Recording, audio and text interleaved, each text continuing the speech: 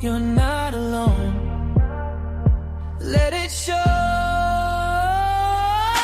BPD talk, BPD talk.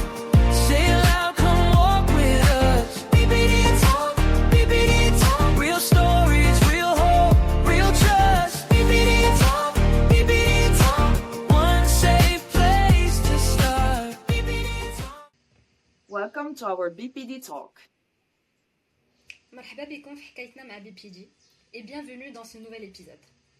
Alors, si vous nous découvrez aujourd'hui, on est deux femmes vivant avec un trouble de la personnalité borderline ou limite.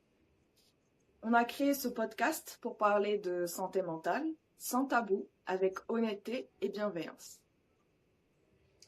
Dans l'épisode précédent, on a expliqué pourquoi nous avions décidé de parler du trouble borderline au Maroc et pourquoi ce projet nous tient à cœur. Aujourd'hui, on va aborder un sujet essentiel, le trouble borderline, ce que c'est vraiment. Sans clichés, sans caricature, sans peur inutile. Le trouble borderline est l'un des troubles psychiques le plus mal compris.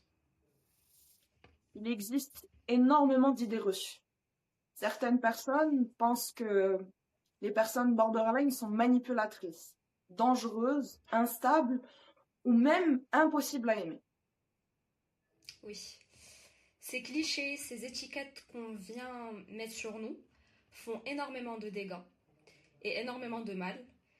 Ils isolent les personnes concernées et ils empêchent souvent les proches de comprendre ce qui se passe réellement. Ouais, effectivement. Donc aujourd'hui, nous, on va essayer d'expliquer ce trouble de manière simple, humaine et réaliste. Du coup, le trouble borderline, qu'est-ce que c'est concrètement ?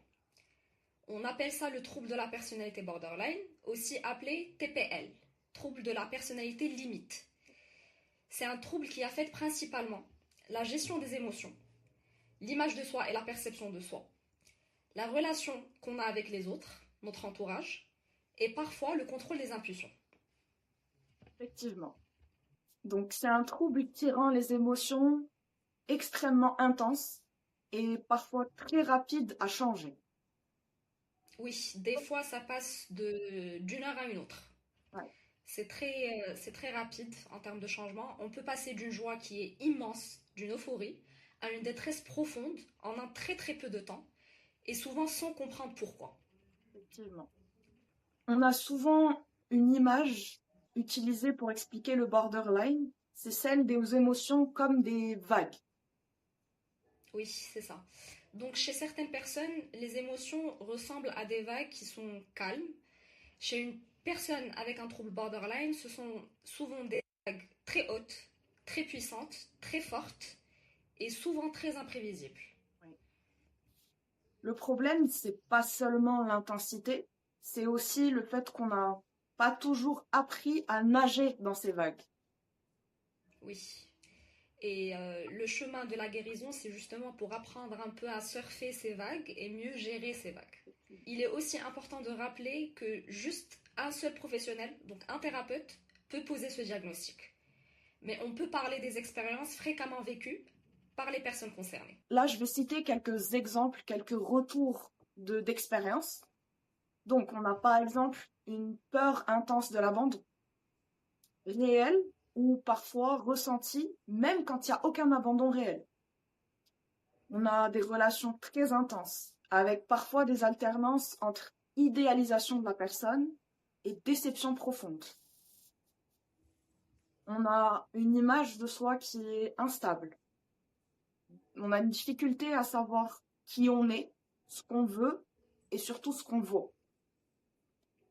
On ressent des émotions très très fortes, principalement la colère, la tristesse, le vide chronique, l'anxiété et la honte. Le vide chronique, c'est l'une des particularités du borderline. Ouais.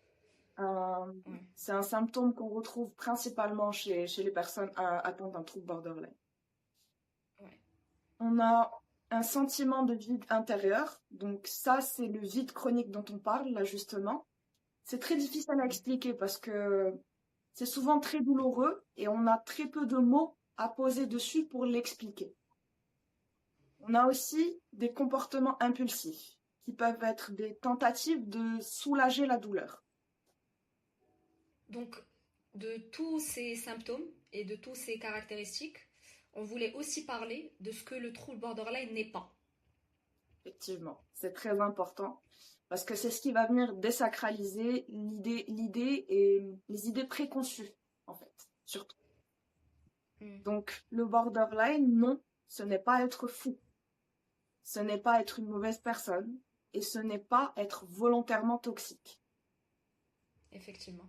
Et dans la majorité des cas, les comportements associés au borderline sont des stratégies de survie émotionnelle.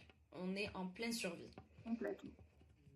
Souvent, ces stratégies, elles ont été développées face à des blessures, des traumatismes ou des environnements émotionnellement instables. On va grandir dans un environnement instable ou un environnement dit turbulent et on va subir des traumatismes qui, eux, vont développer cet instinct de survie.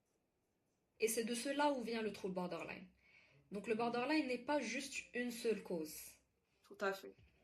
On parle généralement d'un mélange entre une sensibilité émotionnelle élevée, des expériences de vie difficiles ou traumatiques, et parfois des facteurs biologiques et ou neurologiques. Donc, il y a une question qui revient souvent. Peut-on aller mieux? La réponse, c'est un grand oui. On peut aller mieux et c'est un message très important pour nous à transmettre. Oui, et pour ajouter à cela, le trouble borderline est l'un des troubles de la personnalité pour lesquels il existe aujourd'hui des thérapies très efficaces. Effectivement. Comme par exemple la thérapie comportementale dialectique. Ça aide énormément de personnes à apprendre à réguler leurs émotions, à améliorer leurs relations, à construire une identité plus stable, parce que c'est aussi l'un des piliers du borderline, et à réduire la souffrance quotidienne, ce qui est très important. Oui. Le chemin peut être long, parfois sans fin, parfois difficile, mais il existe. Alors, si on parle de ce sujet aujourd'hui, c'est parce qu'on le vit nous-mêmes. Oui, on est des exemples on paper du trouble borderline.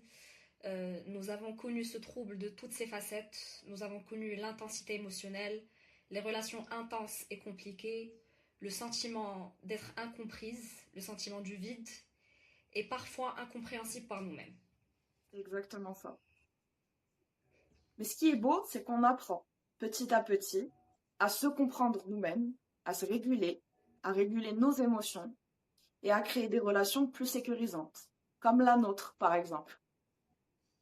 Oui, on est l'exemple, je le dis toujours, et on le dit toujours, on est l'exemple vivant que ce trouble, qu'on peut sortir de ce trouble. Et c'est aussi pour ça qu'on tient et on veut à tout prix casser les clichés et le désacraliser. Parce que derrière le mot borderline, il y a des humains avec des émotions, il y a des humains sensibles, profonds et capables de s'améliorer et d'évoluer. Tout à fait. Comprendre le trouble borderline permet aux personnes concernées de mettre des mots sur leur vécu, aux proches de mieux comprendre certaines réactions, et à la société surtout de réduire la stigmatisation. Oui, surtout ça parce que la stigmatisation empêche souvent les personnes de demander de l'aide. Donc nous, ce qu'on espère avec cet épisode, c'est que si vous êtes concerné par ce trouble, on espère et on voudrait que cet épisode vous permette de vous sentir moins seul. Et aussi, si vous êtes un proche, si vous êtes un partenaire, un parent, un ami, on espère que vous avez pu mieux comprendre ce qui peut se passer à l'intérieur d'une personne borderline. Merci d'avoir écouté cet épisode avec nous. Dans les prochains épisodes, nous allons approfondir certains aspects du borderline, notamment les relations, les émotions, et aussi on va vous présenter quelques outils concrets pour aller mieux. Si cet épisode vous a parlé, n'hésitez pas à le partager et à nous laisser un message. C'était BBT Talk. Merci de nous avoir écoutés. À la À la prochaine. prochaine. You're not alone.